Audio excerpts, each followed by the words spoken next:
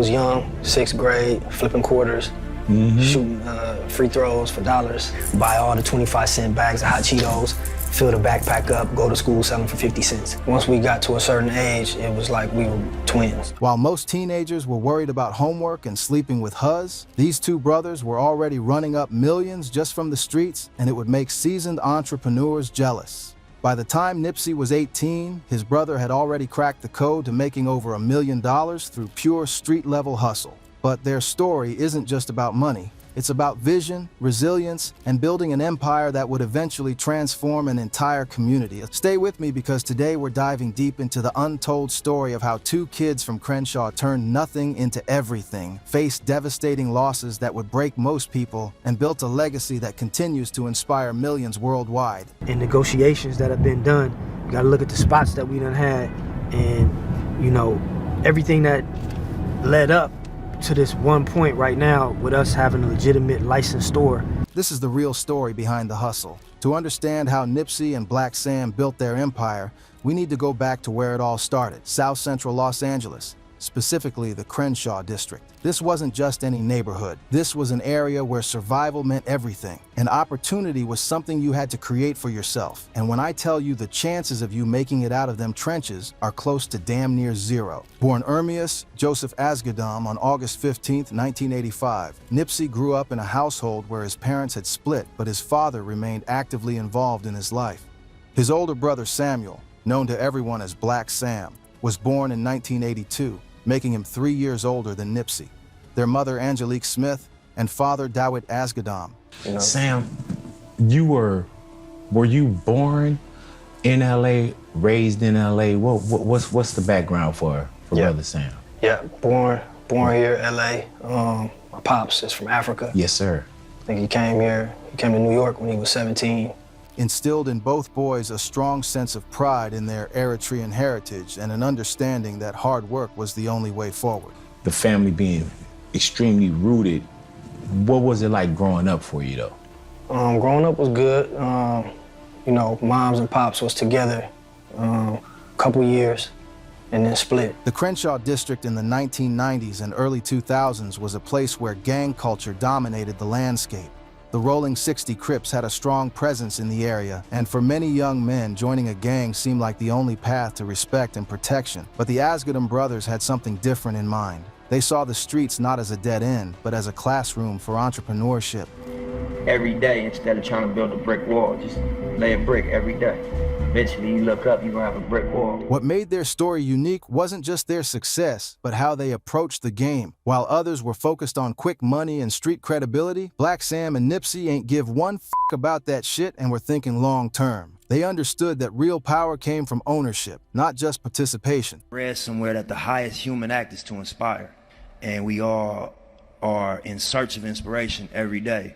So events like this and just opportunities to be able to either inspire or be inspired, I think, is what creates movement. Black Sam's entrepreneurial journey started early, and it wasn't glamorous. As Nipsey would later recall in interviews, his brother was always about saving money while other kids were spending theirs on immediate gratification. By the time Sam was 9 or 10 years old, he had already saved up $11,000, an incredible amount for any kid, let alone one from their neighborhood.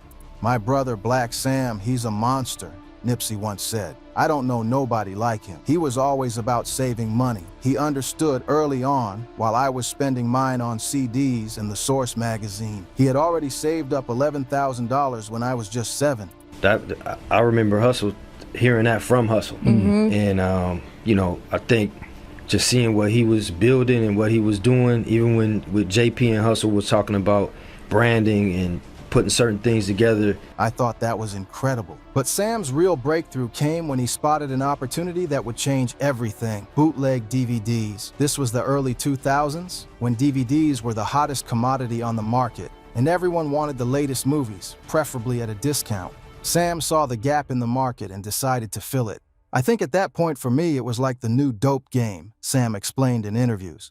"It was new, nobody was doing it. The profit margin on it was shocking." What we used to look at as it was really a blessing in disguise, because that just lets you know, like, oh, okay, if I work hard and I just use my mind, I could figure it out. If I hustle, I could figure it out. And being able to take it to the next level when you get older, shoes, car. This was the early 2000s, when DVDs were the hottest commodity on the market, and everyone wanted the latest movies, preferably at a discount.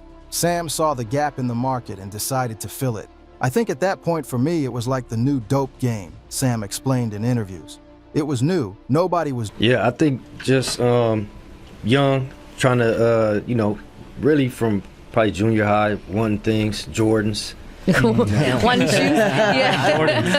One lunch money, I think my goal, especially once I started making as much as I was making, I'm like, all right, I'm trying to pull $1 million out of this. That's why I'm there 7 days a week. I'm not taking no breaks. I'm there 20 hours a day. Sam scaled his operation like a true businessman. He invested in 20 DVD burners, hired other people to burn content for him, and established wholesale operations. He was making $2,500 to $3,500 a day, 7 days a week, non-stop. He even had people buying wholesale from him, creating his own distribution network. I used to be at this Vons parking lot in Inglewood.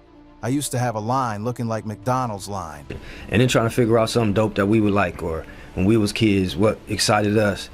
One of the things was like the McDonald's giveaway. Hell yeah. So this was one of the inspiration. So people just pulling up to my trunk, Sam remembered. Meanwhile, young Nipsey was watching and learning. He started with smaller hustles, selling candy at school, shining shoes at Chambers Shoe Shine on Slauson Avenue, where he could make $100 a day, mowing lawns and watering flowers around the neighborhood. These weren't just random jobs. They were his business school education. I used to get $2.50 for every shoe I shined, and my quota was $100 a day, Nipsey recalled. I bought my whole 6th and 7th grade wardrobe off of that, man, and just learned about saving money and stacking and flipping early on.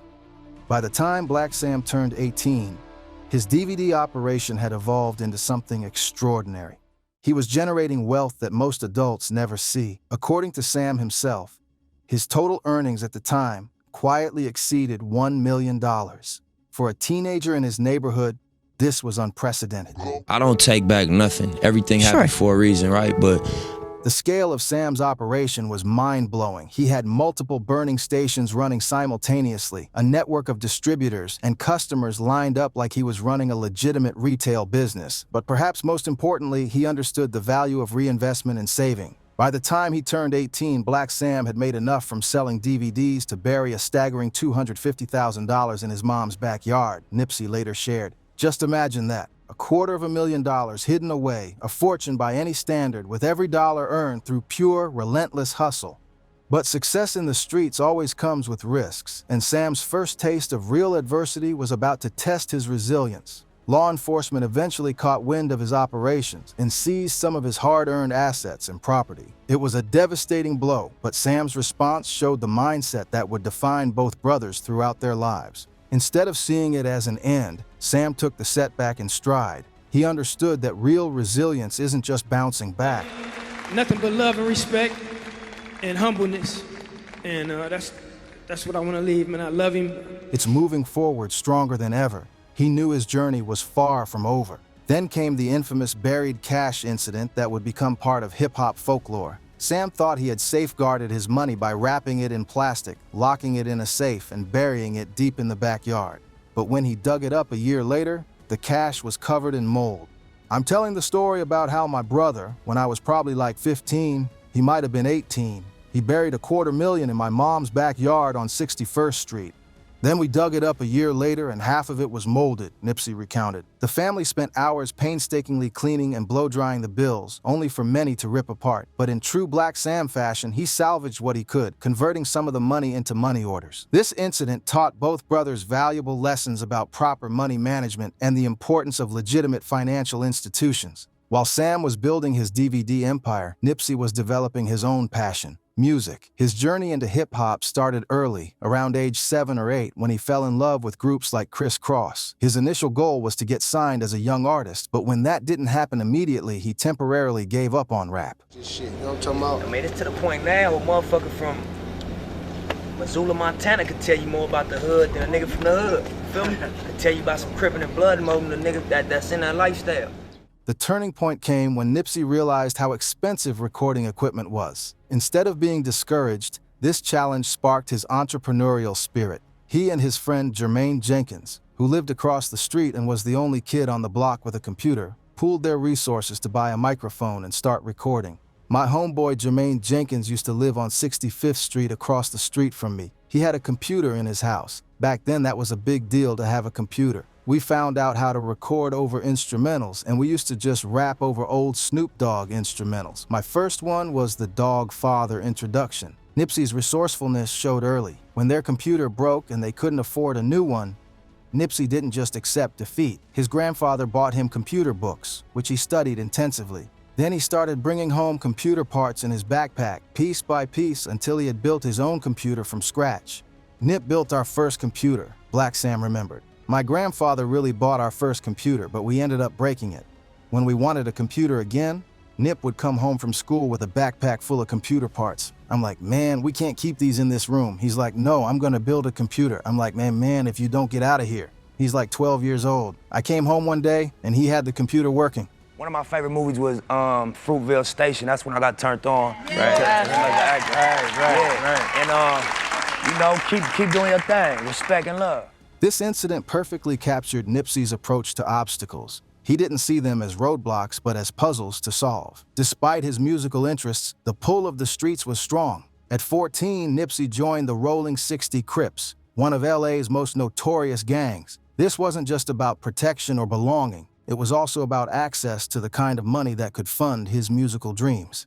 Did you really have a choice joining the 60s when you were young? An interviewer once asked. Nipsey's response was telling. Nah, really, none of my family members was from Rolling 60s. My dad came from Africa, so his whole side of my family's in Africa. The decision to join the gang was strategic as much as it was social. Nipsey realized that in gangs, when he sold drugs, he made significantly more money than through legal hustles. This gave him hope to finally stack up enough money to buy studio equipment and start recording his own music seriously. At 15, after being kicked out of his mother's house for his lifestyle choices, Nipsey was forced to live with his grandmother and grow up fast. But even in the streets, he maintained his focus on music. He connected with friends like Rimpow and Jay Stone, who shared his musical ambitions, and together they started recording at Watts Towers, a community center that offered music classes. My mom, just knowing I had a passion, found this community center called Watts Towers. They offered a class once a week, electronic music.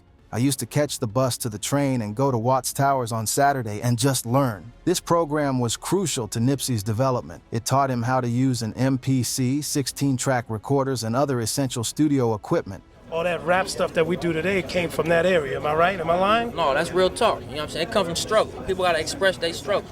More importantly, it gave him the technical knowledge to produce beats and engineer his own music. What separated Nipsey and Black Sam from their peers wasn't just their hustle. It was their business mindset. While others were focused on immediate gratification, the brothers were thinking about ownership, control, and long-term wealth building. In 2004, at age 18, Nipsey made a pivotal decision. He had reached what he called his adolescent dream. He had the cars, the girls, and the street credibility he thought he wanted. But sitting in a parking lot, leaning on his white Lincoln with Alpinas, he realized he wanted more. I had reached my little adolescent dream that I had for myself. I'm like, yeah, man, I'm right here. I'm at that level that I was trying to get at as far as being a teenager. I could either go to my next level with this, or I could mess with what I've been having an itch to do, which was the music. The decision he made next would define his future. He called his friend D-Mac, who had been trying to buy his car, and sold it on the spot. Then he called Black Sam with his plan. I hit my brother like, I'm about to go buy some equipment. He's like, how much you got? I told him what I got. He's like, all right, I'm gonna match you. I'm gonna meet you up there. So the amount I had, he put that with me, and we just bought all the equipment. This investment marked the beginning of Nipsey's serious music career. Samuel, just what an impact that your brother had on people. We knew the impact, but we didn't know how wide it was. With Black Sam's financial backing and business acumen, Nipsey could finally pursue music without worrying about funding. It was a perfect partnership. Sam handled the business side while Nipsey focused on the creative. With proper equipment and his brother's support, Nipsey began building what would become the Marathon brand. His first official mixtape, Slauson Boy Volume 1, dropped on December 13, 2005. His sales pitch was unique and confident. If it's whack, just throw it out the window. That was my sales pitch. I'd be on Crenshaw, on Slauson, in front of the Master Burger. I thought there were so many people that were like, oh, check my CD out, buy my music. I wanted to distinguish myself, so I'm like, if it's whack, throw it out the window. I'm gonna sit right here. This approach worked. Marathon Clothing is, you know, the flagship brand, and it really just came from the parking lot, Crenshaw and Slauson. Nipsey's buzz started growing, and he began getting attention from industry figures. His first mainstream break came in 2006 when he was featured on Tupac's posthumous album, Pac's Life. But success brought new challenges. In November 2006, everything went sideways when Black Sam's house got raided. The police took all of Nipsey's recording equipment along with Sam's BMW and other arrested, and Nipsey faced his own charges from the raid.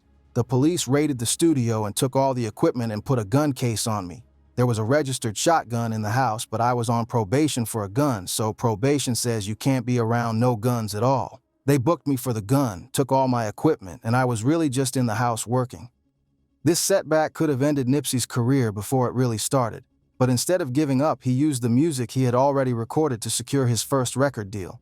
The Game heard his demo and immediately wanted to work with him, leading to connections that would eventually result in a deal with Epic Records. After leaving Epic Records in 2010 due to creative differences, Nipsey made a decision that would revolutionize how artists approach the music business. Instead of chasing another major label deal, he decided to go fully independent and build his own empire. The breakthrough moment came in 2013 with the release of Crenshaw. Nipsey announced he would sell 1,000 physical copies for $100 each, and the internet went crazy. People called him insane, said nobody would buy it, and predicted failure. They were wrong. That night, he sold out of all 1,000 copies, earning him $100,000 in one night. Jay-Z even purchased 100 copies himself and wired him $10,000. The industry reported in shock. This wasn't just a marketing stunt. It was a new business model Nipsey called Proud to Pay. The concept was simple but revolutionary. Offer fans exclusive, limited edition content that they would pay premium prices for while still making the music available for free. People don't just buy products, they buy meaning, Nipsey explained, referencing insights from books like Contagious by Jonah Berger. Don't let someone else package your vision. Own the platform and control the narrative. The success of Crenshaw proved that artists could bypass traditional industry gatekeepers and build direct relationships with their fans. It peaked at number 63 on the Billboard 200, something Nipsey had never achieved before. Nipsey's business philosophy was heavily influenced by studying companies like Apple. He understood that real wealth came from vertical integration, controlling every aspect of the business from creation to distribution to retail. I always felt like what makes Apple dope is a complete ecosystem. Apple integrates everything: product management, marketing, manufacturing, engineering. Your phone, the operating system, and the store are all the same colors. Apple's got the Apple campus where they train their employees and manufacture their chips. Vertically integrated.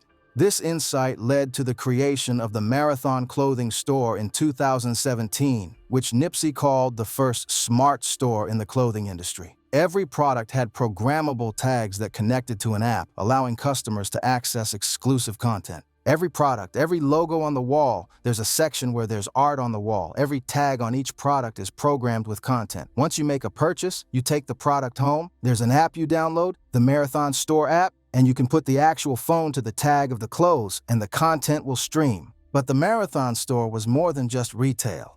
As an author, as a TV host, and just somebody that communicates for a living. So I just think that it was the anchor of a larger economic ecosystem. On the same block, Nipsey and Black Sam opened multiple businesses. A wireless connection store selling cell phones and accessories, Elite Human Hair selling hair bundles, and later, a seafood restaurant called Fish Shack. What set Nipsey apart from other successful artists was his commitment to reinvesting in his community. Instead of leaving Crenshaw behind, he saw it as the foundation for building generational wealth. In 2018, Nipsey and real estate developer David Gross opened Vector 90, a co-working space and STEM center in South LA. This wasn't just charity, it was strategic community development. Vector 90 is a 5,000 square foot space. The top level is a co-work space for any inner city entrepreneurs. The bottom half is a science, technology, engineering, and math center, which is basically the skill set you need to go into Silicon Valley. The vision was to bridge the gap between Silicon Valley and underserved communities. To ever be able to get a job at Google or Facebook or Apple, you got to get trained early on science, technology, engineering, and math because it's like a 10 to 15-year learning curve. These people that end up working there got trained from elementary school. Nipsey also invested in cryptocurrency, securing an ownership stake in Fatcoin, opened the world's first smart clothing store, partnered with Puma for exclusive merchandise, and even became a partial owner of a Las Vegas casino resort. By 2019, analysis showed that Nipsey's total projected value of investments for community, tech, and lifestyle ventures equaled $2.4 million, and he had directly impacted over 41,000 people through employment, assistance, and community programs. On March 31, 2019, Nipsey's incredible journey came to a tragic end. He was shot and killed outside his Marathon clothing store by someone from his own neighborhood, a senseless act that shocked the world. The details of that day are heartbreaking. Nipsey had gone to the store to help a friend who had just been released from prison, giving him free Marathon clothing. At 2:52 p.m., he sent what would be his final tweet, "Having strong enemies is a blessing." Minutes later, after a brief conversation about street rumors, Nipsey Hussle was shot. 2 others were hurt in a shooting here in LA. The shooter opened fire. Black Sam arrived within minutes, finding his brother still breathing but critically wounded. Despite his efforts and those of paramedics, Nipsey was pronounced dead at the hospital. The impact of Nipsey's death was immediate and global. Thousands of fans gathered at the Marathon store to pay respects. His funeral was held at the Staples Center, an honor previously reserved for figures like Michael Jackson. President Barack Obama sent a letter praising Nipsey's transformation and community work. While most folks look at the Crenshaw neighborhood where he grew up and only see gangs, bullets, and despair, Nipsey saw potential. He saw hope. He saw a community that, even through its flaws, taught him to always keep going. In the aftermath of Nipsey's death, the question became, how would the Marathon continue? The answer came through the dedication of those he left behind, particularly Black Sam. "This is our opportunity now," Black Sam said, channeling his brother's vision. The Marathon store remained open, operating 7 days a week from 9 a.m. to 9 p.m. New merchandise continued to drop weekly. The business infrastructure Nipsey had built was strong enough to survive without him. Black Sam launched the Neighborhood Nip Foundation to continue bringing opportunities to youth hoping to break into music, the same kind of program that had helped Nipsey at Watts Towers. Atlantic Records backed the foundation with a 6-figure donation. The Puma collaboration that Nipsey had worked on before his death was released in September 2019, with 100% of proceeds going to the foundation. It sold out in seconds. But perhaps most importantly, Black Sam continued the entrepreneurial spirit that had defined both brothers. He opened his own burger restaurant, expanding the family's business portfolio while honoring Nipsey's memory. The Marathon Continues became more than just a slogan. It became a movement. Nipsey's music sales skyrocketed after his death. Victory Lap went platinum. His singles went gold. He posthumously won 2 Grammy Awards. The story of Nipsey Hussle and Black Sam is ultimately about the power of ambition combined with strategic thinking. These weren't just street hustlers who got lucky. They were visionaries who understood that real wealth comes from ownership, community investment, and long-term planning. From Black Sam's $1 million DVD operation as a teenager to Nipsey's revolutionary Proud to Pay model, the brothers consistently found ways to monetize their creativity and hustle. They understood that money wasn't the end goal. It was a tool for building something bigger. I call my thing the Marathon because I'm not going to lie and portray this ultimate poise like I've had it figured out. No, I just didn't quit. That's the only distinguishing quality for me and probably whoever else going through this. I ain't quit. Words is powerful, you know? And I think that Their approach to business was methodical and forward-thinking. They studied successful companies like Apple and adapted those strategies to their environment. They invested in technology, real estate, and community development. They built systems that could operate without them. Most importantly, they never forgot where they came from. Instead of escaping their neighborhood, they transformed it. They proved that you could be successful while staying true to your roots and lifting others up in the process. The numbers speak for themselves. From burying $250,000 in a backyard to building a multi-million-dollar empire that included music, retail, real estate, technology investments, and community development programs. They created jobs, inspired entrepreneurs, and showed an entire generation that there was another way. Today, as you drive down Crenshaw Boulevard and West Slauson Avenue, now officially renamed Ermias Nipsey Hussle Asgardom Square, you can see the physical manifestation of their vision. The Marathon store still operates. Vector 90 continues to train young people in STEM skills. The community they invested in continues to grow and thrive. Black Sam continues to carry the torch, expanding the business empire while preserving his brother's legacy. The Marathon truly continues, not just as a brand or a business, but as a philosophy of ownership, community investment, and relentless ambition. The story of how Nipsey Hussle and his brother made millions as teenagers isn't just about money, it's about vision, resilience, and the power of thinking bigger than your circumstances. They showed us that with the right mindset, strategic thinking, and unwavering commitment, you can transform not just your own life, but an entire community. Their legacy reminds us that true success isn't measured just in dollars earned, but in lives changed, communities transformed, and dreams made possible for the next generation. The Marathon continues, and their story will inspire hustlers and entrepreneurs for generations to come. As Nipsey once said, the highest human act is to inspire. Through their incredible journey from the streets of Crenshaw to building a multi-million-dollar empire, these two brothers did exactly that. They inspired us all to dream bigger, hustle harder, and never quit on our vision. The Marathon continues.